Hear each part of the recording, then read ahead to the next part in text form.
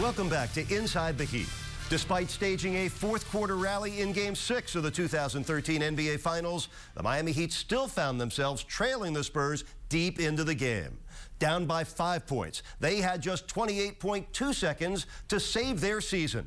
Unlikely, but not impossible. And in those amazing 28.2 seconds, the Miami Heat overcame all odds, made NBA history, and kept their championship dreams alive. Every playoff series, and I think that's one of the great things about NBA basketball or the Super Bowl or the World Series or the Stanley Cup, there's drama. San Antonio now 28 seconds away from a championship. They lead by 5. There are so many signs, so many bad signs for us. You see the Spurs fans kind of, you know, throwing their jersey and you hit a bench behind, and it's familiar to you because you've been there before. They start bringing out that damn yellow tape. I got pissed off. You know, I had some flashbacks from 2011. The support people at the arena are preparing the yellow rope for the celebration. That's the worst sign the home team could ever see. When the ropes come out, you know the game's over. I remember turning to my wife and saying, we're going to lose this. I just was like this, like shaking my head. The tears started coming. It was a very, very low moment. What a disappointing way to end for Miami.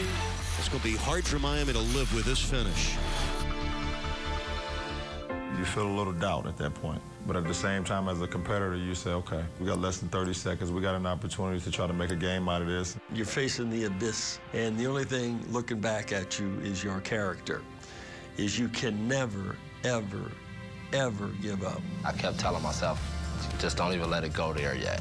Wait till it says 0. The one thing I do remember is walking back to the huddle and just got so many thoughts going through your head, and they're not positive. And then when you get to the huddle, you know, your coach is the first thing that you see that can give you confidence. The Heat still huddled around their head coach, Eric Spoelstra. The only thing I was focused on was look at the board. Keep your eyes on the board. He was the calm in the eye of the storm in that moment. If you're focused on what just happened or what you think might happen, you're losing the moment that's right there. I just told the team, keep believing.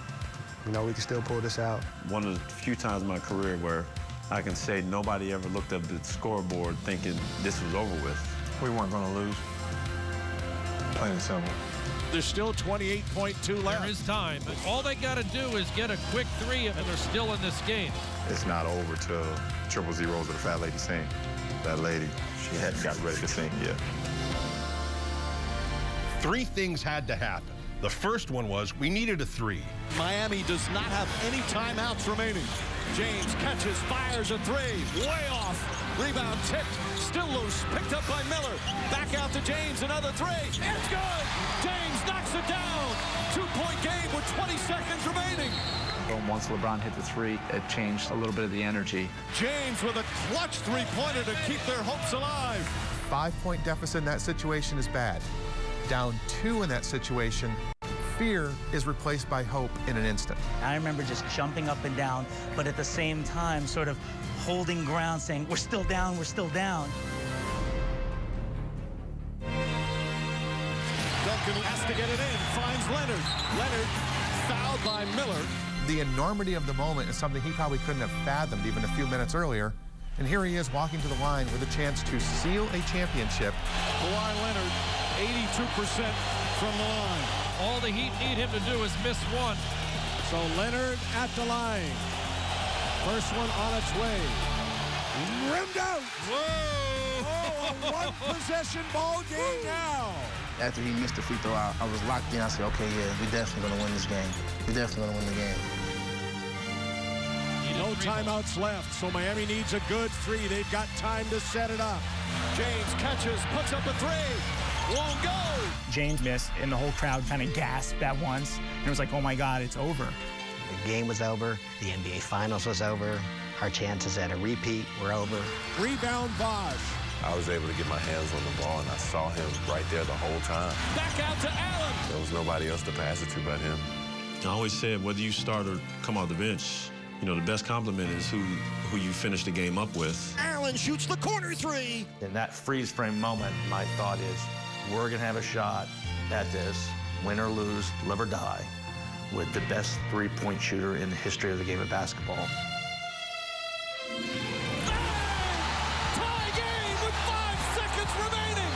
because it's Ray and the ball was in the air, you knew it was going in. When it went in, I was ecstatic, but at the same time, I was expecting to make it. Ray Allen, only his second field goal in the game. That's his 5th point. He got ice water in his veins. This is the reason why we wanted him in games like this. I'll never forget my feeling of seeing that ball in the air when it went through the hoop. I said, we got a shot. We got a shot.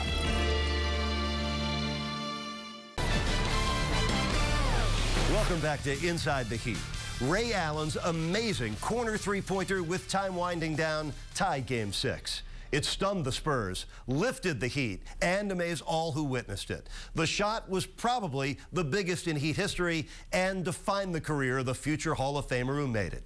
It was seen in 215 countries around the world and heard in 47 different languages. But the same message was delivered about the talent, resolve, and character it takes to win an NBA championship.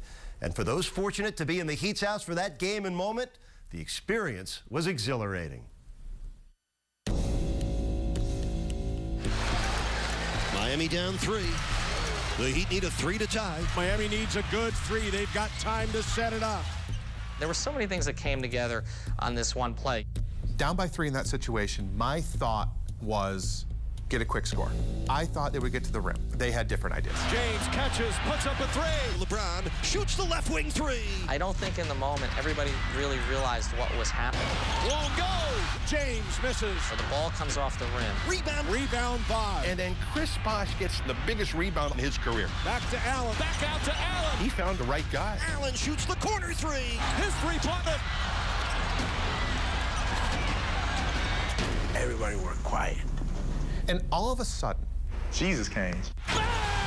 Allen from downtown! Jesus came, did the moonwalk, and shot the 3 in the corner. And makes it! He made it! Kaboom! Having Jesus on our side make a big-time shot was part of the whole process. I looked down after Ray Allen made the shot, and I got like chills because I knew that I was wearing my video glasses and recorded that shot. In the video, someone was like, "There's Ray Allen. There's Ray Allen." And then you see out of the corner Ray Allen, and he shoots it, swish, and the crowd just goes insane. The whole crowd exploded. And the place, just goes nuts. The chills just all over my body immediately. It was amazing. They had me on the camera, holding the crutches, jumping up and going crazy with it. A roar of applause. I've never seen anything like it. Ray Allen, a dagger 3 from the right corner. I tell people all the time, the basket has not changed in my career. So I know where the basket is at all times. He knew where to step to stay in bounds and stay behind that line. I'm backpedaling, coming from underneath the basket, getting to the three-point line. And when I watch it, it's amazing how much lift I got. It's funny, being on the floor for so many years, you can see once the player releases the ball, you know if it's going in or not.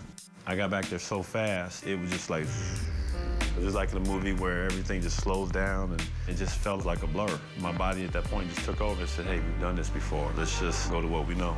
There's never going to be a moment in Ray Allen's career where he trusted his instincts more than that shot with 5.2 seconds left. Ray Allen lanza el triple tiempo. Allen encesta el triple. What happened at that moment was an explosion of faith, but really it's more of an explosion of, we got another chance.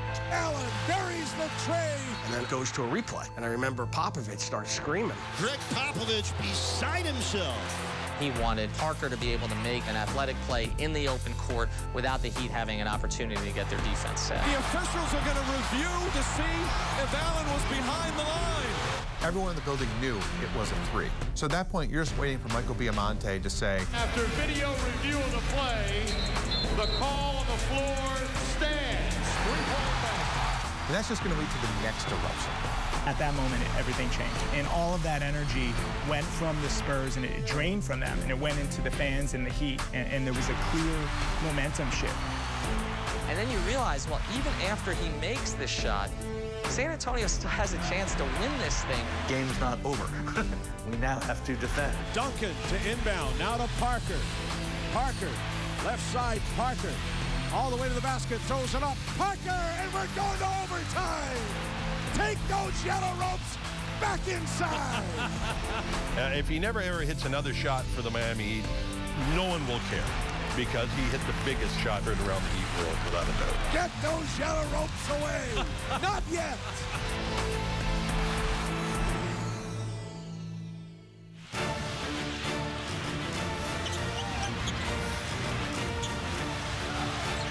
Anyone who watched it is never going to forget Game 6 of the finals. We are lucky to be witnessing this group of guys playing together.